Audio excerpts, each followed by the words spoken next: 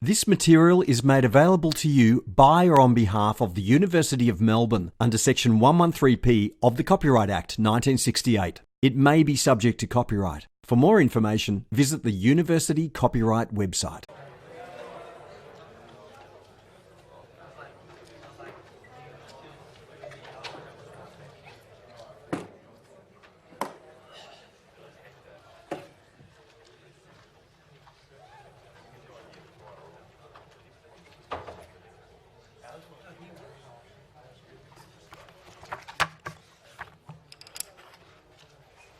All right, good afternoon, everyone. So today we will go through some problems together. I changed the workshop or problem set on LMS. So if you downloaded it earlier, I've changed it, just so you know, and I will work with the new one. So today we will talk about computing equilibria and linearization of nonlinear systems around a given equilibrium. So here is the, let's see.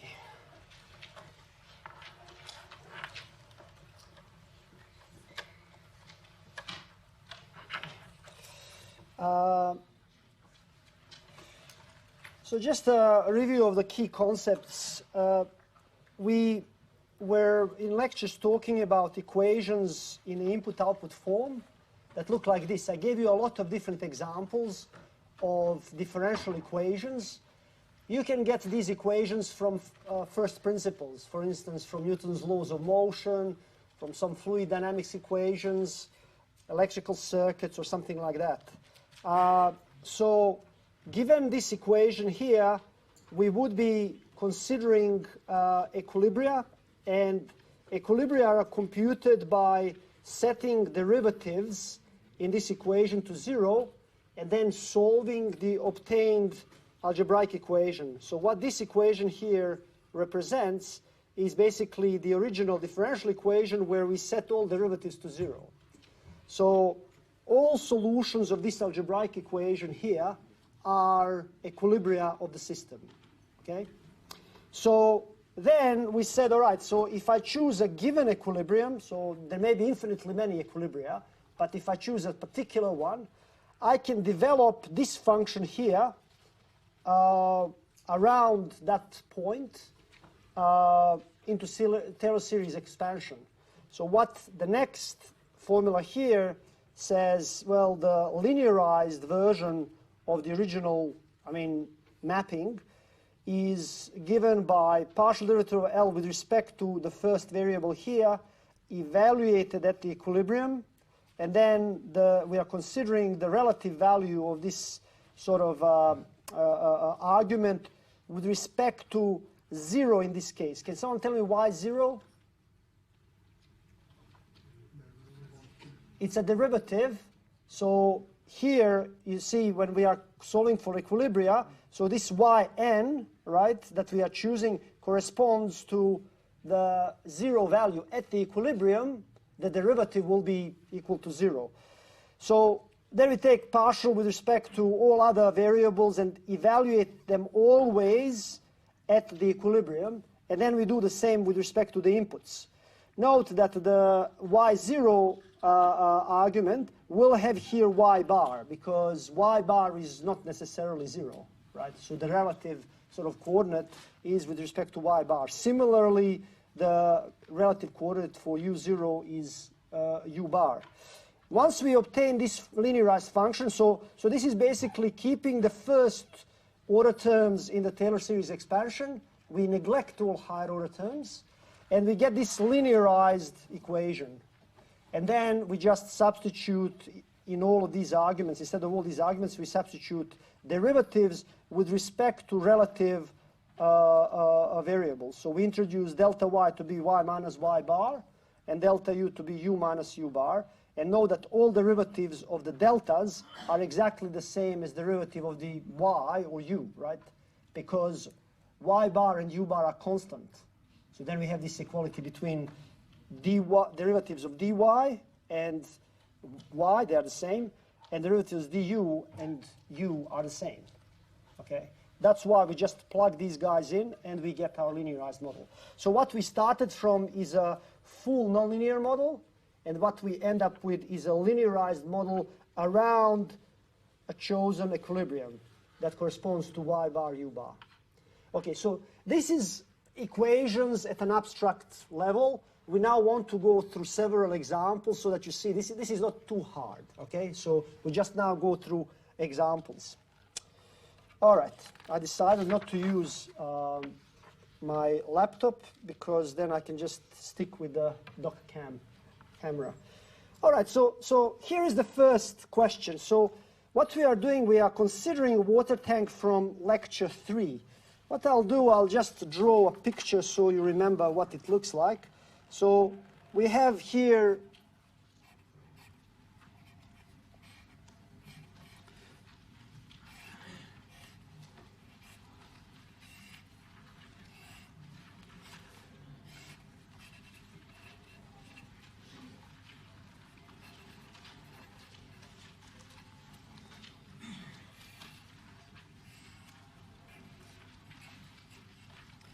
So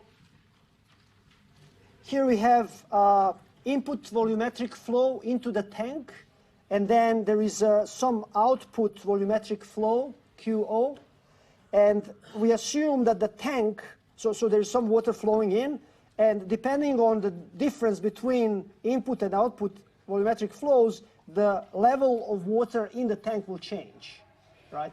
So if we assume that cross-section of the tank is a constant, then the derivative of volume of water inside the tank, so this is dV dt, is the same as derivative of A times X, because base cross-sectional area times X is the volume, right? So because we assume that A is constant, we can take A outside the derivative, and then we have A dx dt is equal Q input minus Q output, right? Where Q's are volumetric flows. This is just from conservation of volume, right? If we assume that water is incompressible, then conservation of mass and volume is the same thing, right? So now we will also assume that the output volumetric flow is proportional to the square root of x. This is actually confirmed through empirical studies, and you can get it also from first principles. So just, we will assume it, but you can actually, if you study fluid dynamics carefully, you can actually derive this formula, okay? This constant is just some constant, of proportionality, and we have here, we assume that A is just 1 and K is 2, just for sake of argument, so that we can compute everything. So you are asked to first find all equilibria, and then linearize system around equilibrium where x is equal to 1. So think of this x as x bar, right? So that's the equilibrium that you want to linearize around. So now this is a question. So where is your function nonlinear model? Well, if we substitute QO into this equation 4, well, that's basically where nonlinearity will come in because of this square root. Yeah? Everyone follows that? All right, let's just write this equation more carefully and do things step by step. So what we have, I will just copy the...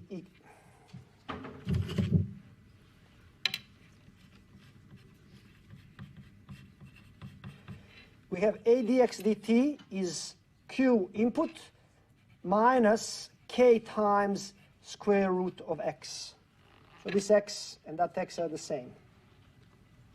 So if we assume, let's say, x is output and qi is input, then this equation is exactly in the form that we considered in lectures. How I wrote these equations in lectures, I said, well, L, some function L of derivatives. So in this case, dx dt, x and qi is equal to 0. So if I take these two guys on the other side and set everything equal to 0, then A dx dt minus qi plus k square root of x is my L function in this case. So let's just write it like that. So a dx dt minus qi plus k square root of x is equal 0. This is my L function, right, with all these arguments. So dx dt is argument, qi is argument, and x is argument of this function. All right. How do I calculate equilibria from this?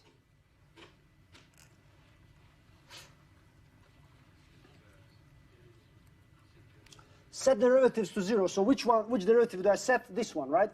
Are there any other derivatives?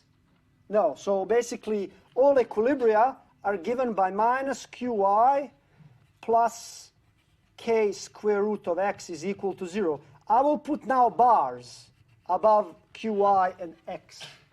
Qi is the input, x is the output, right, in this case. So note that now I have infinitely many equilibria. So when I ask you what are the equilibria, well, they are all qi's and x's that satisfy this algebraic equation.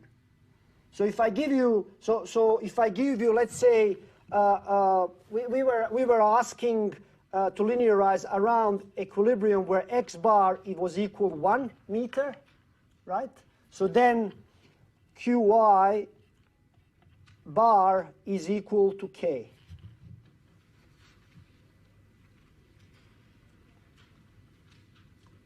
Because there are infinitely many equilibria. If x bar was given to be 2 meters, then q bar I would be k times square root of 2. Yeah? So there are infinitely many equilibria. But we said, let's linearize around a particular equilibrium, which was given for x bar equal 1. Are there any questions regarding equilibria calculation? All right. So let's continue.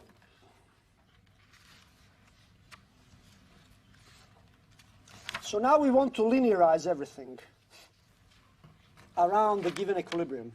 So I will just repeat the function, right? So know that this is my function L, but I will rewrite it so that we can develop it into, so I will write it like this, ax1, where x1 would correspond to the first derivative of x, right? And then I will say minus, well, let's write it like this, plus k square root of x0, and then minus qi. Well, I can just leave this qi as is, but this is my u0 in, the notation of the lectures. So now I want to develop this function around the point 0, 1, k. Why 0, 1, k? Well, x bar was, 1. Derivative of x bar is 0, and input corresponding to that x bar was k. So this is the equilibrium around which I'm developing this function into like Taylor series, and we will just keep the first order terms. Are there any questions here? How I'm doing this? No? All right. So let's now find the derivatives. Well, look, what is the partial derivative of this function? So this is my L of x1, x0, and I will keep qi as is, right? That's the same.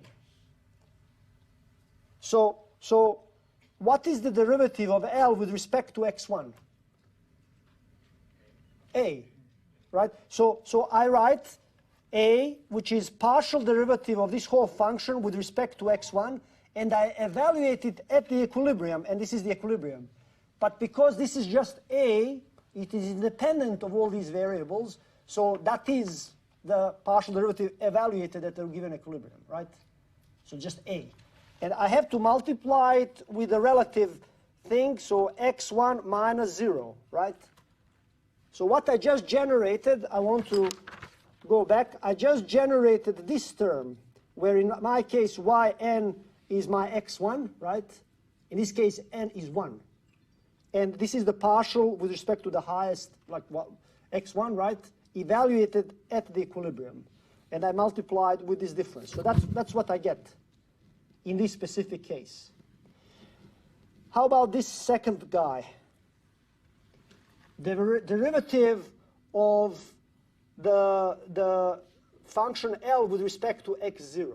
So now I'm finding derivative with respect to x0. This is independent of x0, derivative is 0. This is independent of x0, derivative of this with respect to x0 is 0. So the only thing that depends on x0 is this. So what is the derivative? K divided by 2 square roots of x0. But now x0 at which I'm evaluating would be x bar, right? Because I need to evaluate this partial derivative with respect to the equilibrium. So I substitute, instead of x0, I substitute x bar. And then I multiply by what? Yeah, x0 minus x bar, or x minus x bar. How about partial derivative of L with respect to qy? Minus 1, and I need to multiply this by qi minus qi bar, right? And that is equal to 0.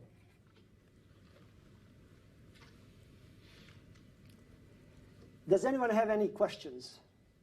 Is this clear, right?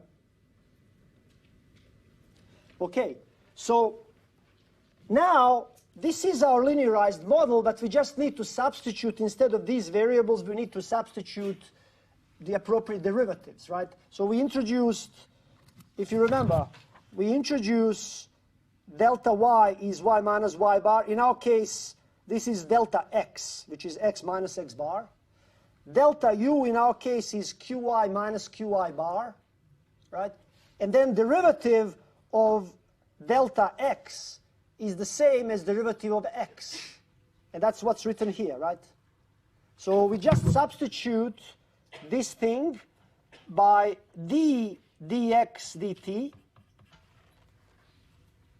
We substitute this by d delta x, and we substitute this by delta u. So let's just write this model. So it is a times d delta x dt plus k over 2, well, x bar was 1, square root of 1 is 1, so I can just keep k over 2. And then I have here delta x, and then I have minus, all of this is delta u, minus delta u. This is a linear model. That's your linearization of the nonlinear model around the point where x bar is equal to 1. Are there any questions?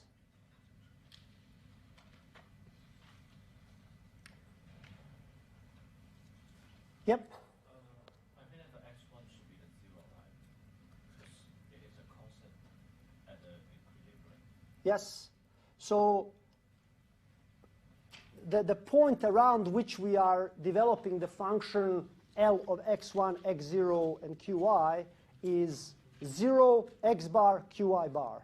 That's why we have this, x1 minus 0. Does that make sense? We need to work around an equilibrium. For the equilibrium, all the derivatives are 0.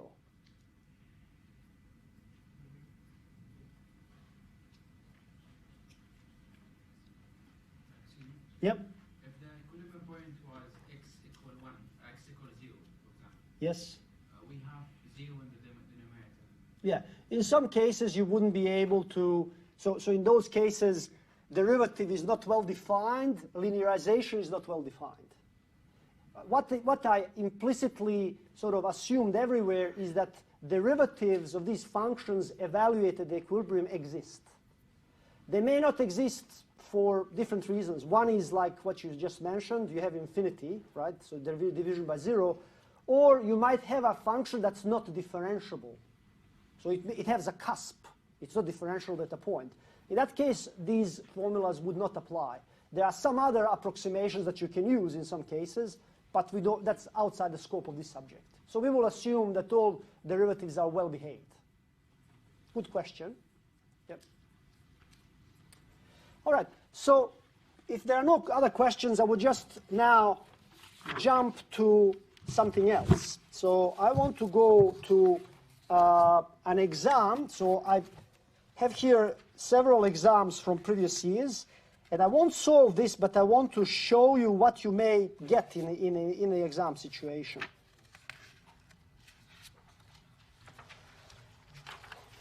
Have a look at this. Here's your tank. Now I've given you a spherical tank. It's no longer, it doesn't have a cross-section that is constant, and then obviously the relationship between volume and x is more complicated. So what you have here is, yes, you can write dv dt is equal q1 minus q2. q1 is the inflow, q2 is the outflow. It would be good if you ask questions, guys, front row. Ask questions directly so that everyone can benefit rather than you talking. So just speak up, okay? Yep, all right. So note that here, the first line here is exactly the same as what we had just in this example, right? So I still replaced K times H. In this case, H is the level of water in the tank. This was my X in the previous example. But now, what I'm giving you is that volume as a function of H depends in this way. Because of its spherical nature, note that if you have cross-sectional area constant, then volume is just area of cross-section times the depth.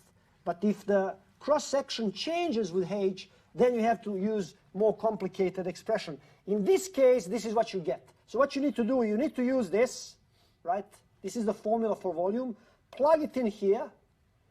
Find how dH dt changes, and then off you go. That's the first step you need to do. But you are given everything. You don't have to, you are given everything you need to first calculate equilibria and then linearize around the given equilibrium. So the only step, extra step, is to first substitute this v of h into dv dt. So then you have to find what is dH dt, right?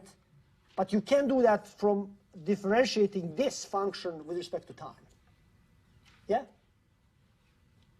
I won't do this. I'm just giving you hints how to solve an exam question. Okay? And I want you to get used to seeing exam questions. Yeah?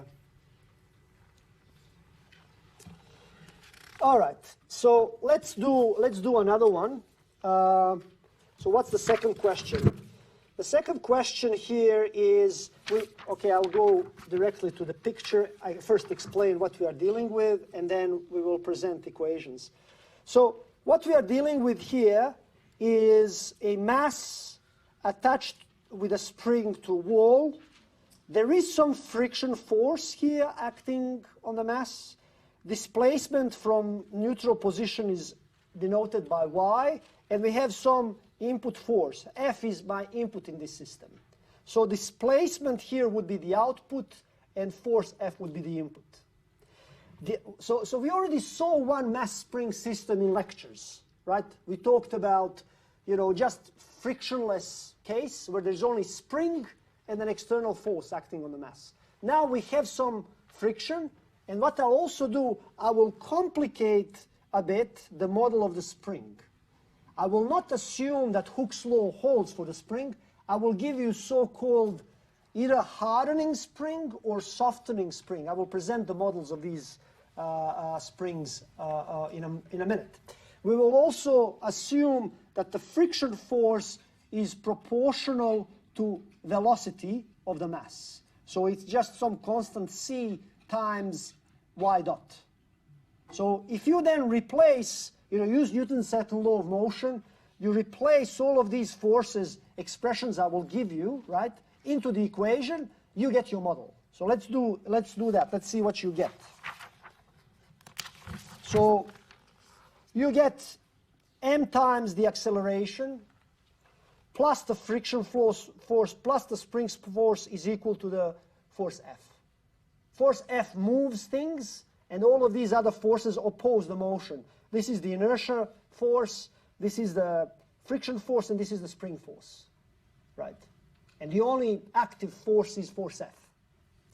Now, what are the models that I'm using for the spring? So, okay, first, let's look at the friction force. I assume that friction force is proportional to velocity, y dot. And I assume then either softening spring model, where the force in the spring is proportional to this expression here. So note there is k 1 minus a square y square times y. Note when y is very small, this looks like Hooke's law, because the square term here would be much smaller than 1, right? And similarly, when, you know, and obviously we have to have positive force, so we're assuming that ay in norm is smaller than 1, so that this whole expression in the bracket is always positive, right? Another hardening spring model is where we have k times 1 plus a square y squared times y. And note that here, if you think all of this thing, k times the bracket, whatever is inside the bracket, if you think about this like a spring constant that is dependent on y, then you can see that it increases as we change y. So that's hardening spring. The more we stretch the spring, the bigger the constant, right? So whereas in the other case, in the softening spring case, as y becomes larger, then we get a smaller spring constant. In any case, the relationship between y and, I mean, the force is highly nonlinear, because you have these squares appearing. Actually, when you multiply everything by y, you get y to power 3, y cubed, right?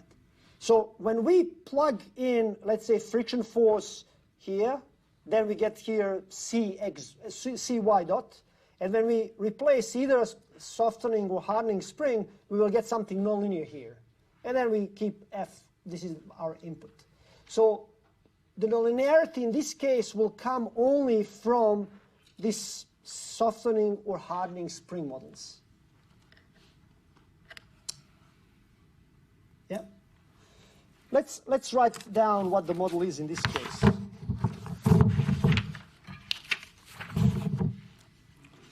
So we can write that the model is my double dot plus cy dot. Let's first consider the softening spring, because the questions are, first, find all equilibria for the system with softening spring, and then linearize the system around this equilibrium. And the second question is, well, just do the same for the hardening spring, but then use a different equilibrium. Yeah? So let's do the first one. You can do the second one for exercise, okay? So here we use the softening spring model, so it's k times 1 minus a square y squared times y. And I will put f on the other side, because f is the input. I just want to write everything as my L function, right? So just so that we are consistent with the lectures. Yeah. So, by the way, so I want to just point something out. If you consider the tank model, I just want to go back so that we observe something. If we consider the tank model, this part is linear in the derivative, right? It linearly depends on the derivative. This thing here is the input itself. So it's linear function of the input. The only nonlinear function here is the function that depends on x. So this will have to be replaced by something that's linear in the end. But note, when we did the linearization, I just want you to compare, the first part that corresponds to the derivative of the linearized model still has constant a. It's the same. Note, a here, a here. This didn't change, right?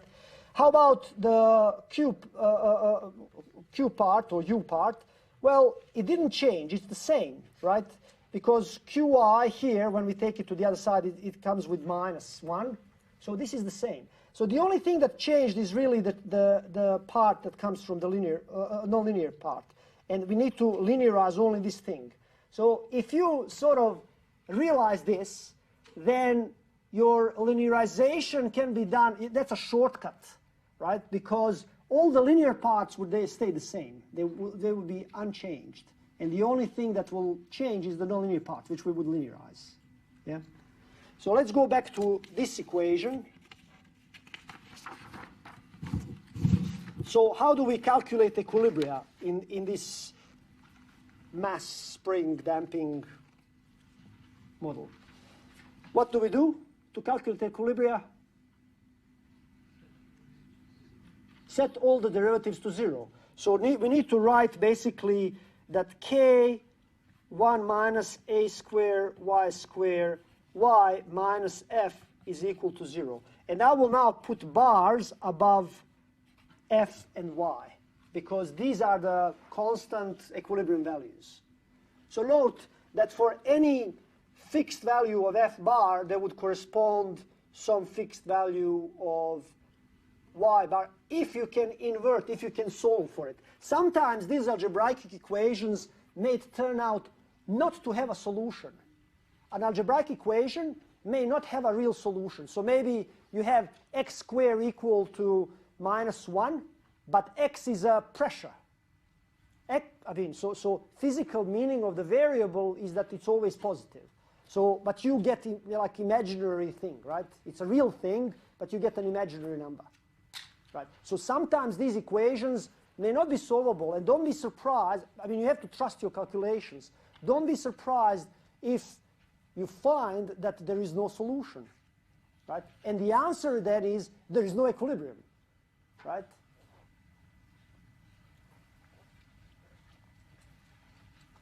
So these are all equilibria for softening spring. So what we were supposed to do is to find equilibrium for the value of y bar, which was 0.01 meter, right? All the constants have the appropriate dimensions. I will omit dimensions, but they are given in the text. So we now have to calculate, well, k was given to be 1.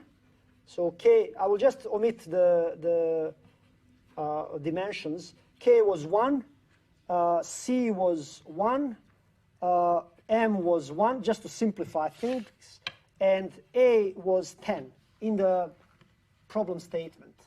So what do we do now? Well, we replace k to be 1, a square, well, that was, that's 10 squared, that's 100. But we have here 0.01, right? So actually, a squared times y squared is actually 0.01, right? And then we multiply everything by 0.01. So this whole thing is basically, so f bar that we are interested in is basically 1 minus 0.01 times 0.01.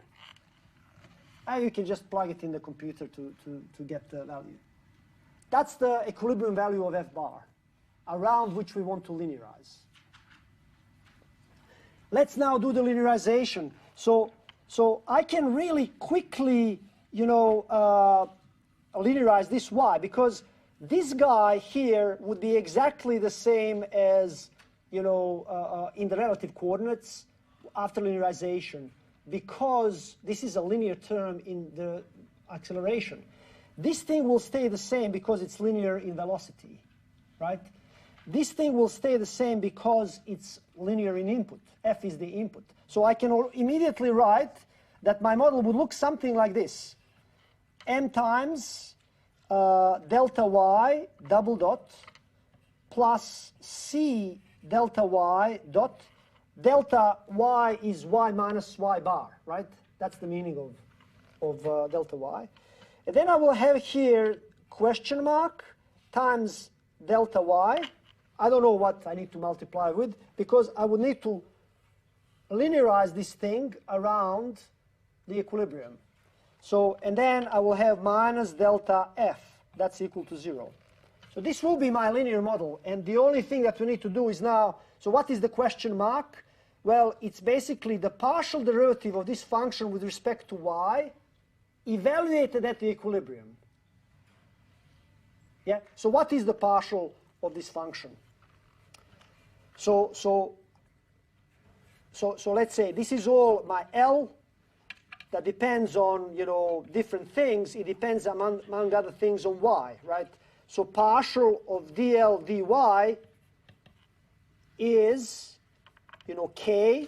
So because I can multiply everything first, so this is really k times y minus ka squared times y to power 3, right? So I can just say this is k derivative with respect to y of this first term coming from 1. That's basically just k. And then I have minus 3 times a squared y squared times k, right?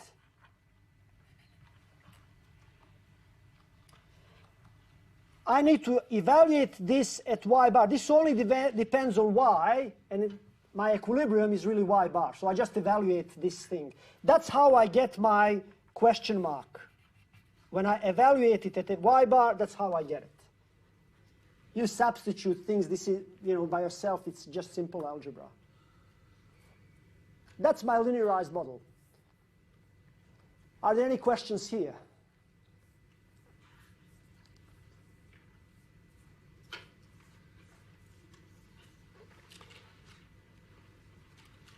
Let me show you another exam so that you see that what we are doing here, in the exam I give you often small variations on the same question.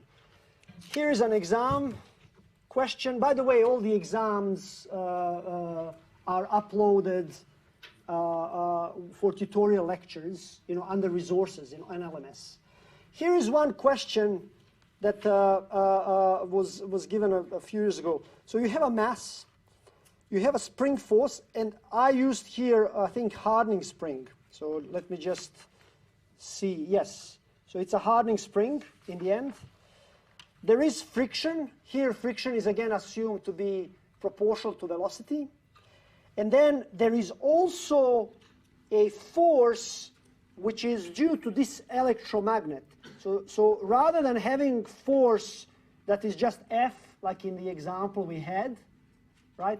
I will actually assume that I can change the, you know, voltage which changes current in the electromagnet, and then there will be a relationship between this force Fe and the current that I'm given here. So actually it turns out that Newton's second law in this case is m, the second derivative with respect to x. This is hardening spring model, right? This is just the friction as we had in this example just before. And then this is the ugly force due to electromagnetic force. And know that it depends on the current through the electromagnet, and it does depend also on x. And this xd is some neutral position, right? So it's just it's a constant thing. So now look, you have no linearity through. So by the way, in this case, current would be the input, and x would be the output. And you just need to, again, find all equilibria and linearize. The only difference with the previous example, you have to take more derivatives. There's more nonlinearity in the system. But the ideas are the same, right? I don't know whether I'm going too fast, or you seem to be, you know, when you're standing here, you know when you're losing your audience. So just stop me if you have any questions, all right? So look, this is very simple, like substitution. When you substitute this derivative evaluated at y bar, you will get a number. And you replace that number here, and that's your linearized model. That's it. Do the second part of this question on your own. You just, instead of softening spring, you have hardening spring, and you have a different value for y bar. But the steps are the same, identical. And you can also do the exam question, because there is very little difference between the method that we used here and the other one, right? So you can attempt 2 questions on your own. I want to do one more question during this tute. it's an interesting example. In this case, there is no input, and there are actually two equations rather than one. So far, I've only been presenting you like linearization for a single equation that contained, any sort of number of derivatives. This is slightly different because there are two first derivatives. So there are two variables, x and y, and each of them appears with the first derivative. However, the approach is exactly the same. What you can do is first find equilibria, right? In this case, you will have to solve two equations to find equilibria. So you have to set x dot equal to 0 and y dot equal to 0. So you will have a set of two equations. You solve them, and you get all equilibria. And then, for the chosen equilibrium, you will need to take partial derivatives of the first function, evaluated equilibrium, and partial derivatives of the second function. So you're actually treating each of these functions in the same way as we did one equation, right? So we dealt with one equation, here you have two equations. But you apply twice the same thing. So there's no difference from the approach that we presented in the lectures. So now I want to just tell you a bit about this particular model.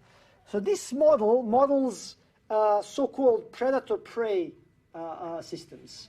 So x is the number of prey and y is the number of predators. So imagine, so what we are assuming here is that there is an abundant source of food, right? And there is no competition of prey with other animals for food. So in other words, if they can multiply, they will. So let's see what sort of equilibria we have in this case. But let's first analyze a bit the equations themselves. So note that if y is equal to 0, then this y dot is 0, and you can say that y equals 0 is an equilibrium for the bottom equation. No matter what x you choose, this will stay 0. What does this mean? Well, this means that the number of predators, for instance, rabbits and foxes, right? Foxes eat rabbits, right? So the number of foxes is 0. What happens to the number of rabbits then? Well, it would evolve. So y is now 0. This term drops out. And you have that x dot is equal alpha x. All constants, alpha, beta, delta, and gamma, are positive in this model. So what happens with the number of rabbits? Grows exponentially. Grows exponentially. And actually, you see that in biology, if there is an abundant source of food, no predators, species would multiply. If they have to fight for food, they won't grow exponentially because other species would be eating their food. They can't just multiply indefinitely, right? How about if we have 0 number of rabbits? So x is 0. Now note, if x is 0, right, then the first equation is just x dot is 0, so it stays at 0. So there are no rabbits. What happens to the foxes? Well, this term is 0 because it's multiplied by x. So y dot is equal minus gamma y. Gamma is positive. What happens to the number of foxes? They starve. They starve. But note these two equations, so these two examples or particular solutions that I considered, they are not equilibria for the full system because, number of rabbits may grow exponentially. It's not an equilibrium, right? And then a number of foxes may decrease. Right? So things are changing, right? But one thing to note is that, for one of the equations, you might have an equilibrium. Nothing is moving, but the other one might still evolve. But overall, it's not a definition of equilibrium. So now the question is, what are the true equilibria for this system? How do we get them? Well, we set x dot y dot is equal to 0. So what are they? What are the true equilibria of this system? Yeah, just solve these things. Just solve these two equations. So we have to set x dot equals 0, so I get alpha x minus beta xy. equal to 0. And I also have to set y dot equal 0. So I get delta xy minus gamma y, and I need to solve for that. So note that these guys define all equilibria. So note that obviously, x bar, y bar equal to 0, 0 is an equilibrium. In other words, you don't have any rabbits, you don't have any foxes. Right? That's an equilibrium. Nothing changes. When there are no rabbits, no foxes, nothing changes. However, an interesting thing is that there is an equilibrium which is non-zero for both rabbits and foxes. Can you calculate that? Can you tell me what this equilibrium is? By the way, I can rewrite this as x, and then I have alpha minus beta y, and then I can rewrite this as y times delta x minus gamma. So note, if x and y are 0, then everything is 0. That's what we have already seen. But know that everything can be 0 if y is equal to alpha over beta and x is equal gamma over delta. Can everyone see that? So also another, so I would say this is x1 bar, y1 bar. Another equilibrium, x2 bar, y bar 2, is what we said just alpha over beta. No, sorry. It's gamma over delta for x, and it's alpha over beta for y. So gamma over delta and alpha over beta. So note, what does this mean? All of these are non-negative numbers. Alpha, beta, gamma, delta are all non-negative numbers. This model tells you that there is an equilibrium where prey would keep the number of prey constant. So like if you eat too many, then you don't have food, then the things will adjust. You can show actually that this equilibrium is stable in this model. When you linearize everything around this equilibrium and analyze stability of the linearized model, you can show that this equilibrium is stable. It's a very cool nonlinear model. It captures really what you expect under certain assumptions. By the way, this model valid only under certain assumptions. No other species, infinite amount of food, etc., etc., right? But model does tell you something that you would expect, right? And as I said, in biology, you would see that if there is an abundant source of food, some species would, shoot up exponentially. Numbers would just grow exponentially. No predators, lots of food, fun, right? So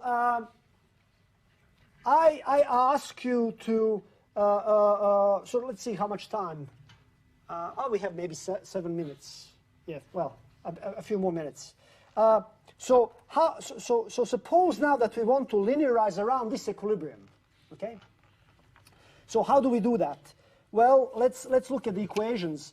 So note that I now have to linearize this equation, right? And then I need to linearize this equation and evaluate, everything at the equilibrium, around the equilibrium, right? So how do I do this? Well, I would introduce delta x to be x minus x bar and delta y to be y minus y bar. Let's choose x bar 2, y bar 2. So we will just put here 2. Let's linearize around that point.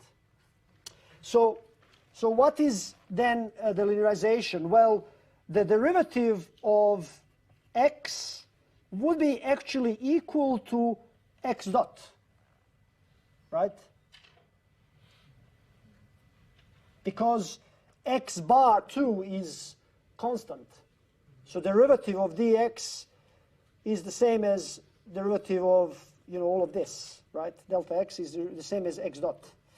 So this is equal to, now, we have here alpha x, and then this is linear. So as we learned from before, whenever you see something linear, you can just replace it by its appropriate delta sort of thing. So the first guy would be alpha times delta x. I replaced x by delta x. After linearization with respect to that equilibrium, linearization will still give us the same term. How about this term here?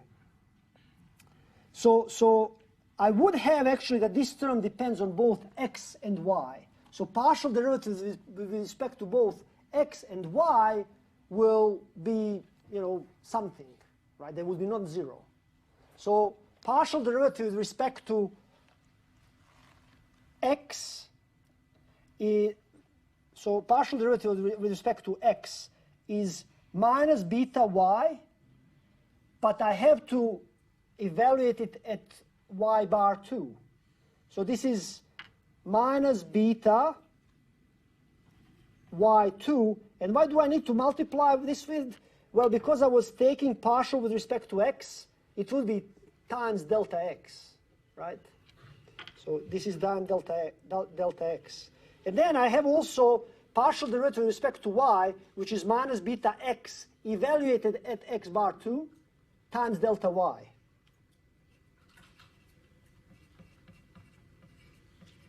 This is the linearized model for the first equation.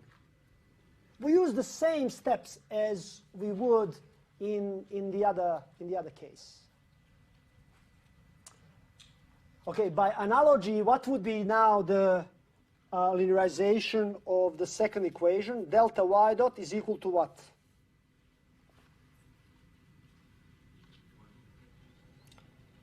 So let's do the first. So you want to start with this guy? So minus gamma delta y, right? So that takes care of this. How about this? Now this would have derivatives with respect to both x and y. So there will be plus. Let's first do the derivative with respect to x. That gives us delta y bar 2 times delta x. And then I will have delta x 2 bar times delta y. That's the linearization of the second equation.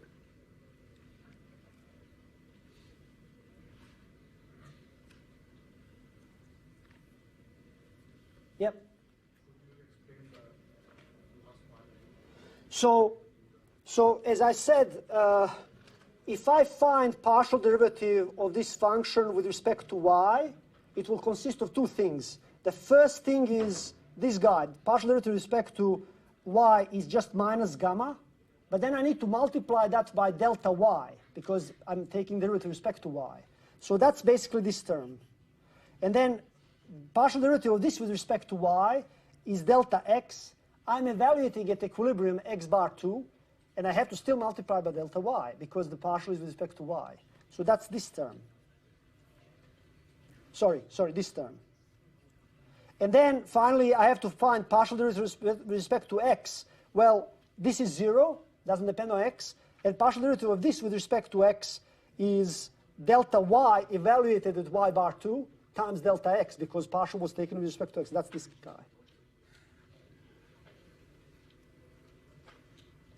Once you get the hang of it, just do a few examples. You will, it's not hard. It's really not hard. Anyway, you still have consultation times. Now we've covered a few examples. There is a few exam papers uploaded on LMS. Each of these exam papers would have a linearization and equilibria example. Please work through those. And if you have problems, come and talk to me in consultations. Okay? All right, thank you very much.